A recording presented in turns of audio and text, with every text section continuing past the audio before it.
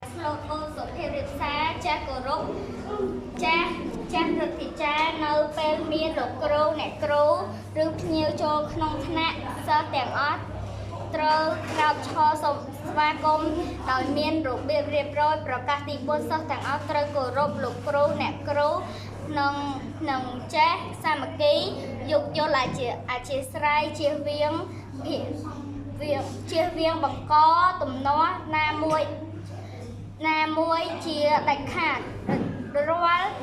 បាតុភិបអវិជ្ជមាននានាត្រូវរាយការណ៍ជូនគ្រូប្រចាំថ្នាក់ឬ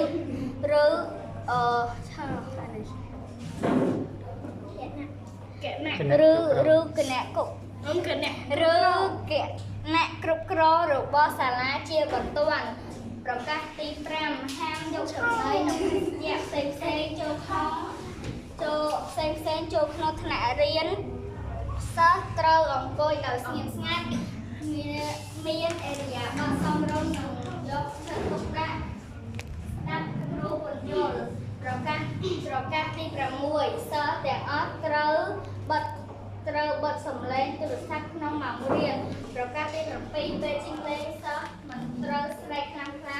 រត់លេងប្រឡាញ់គ្នា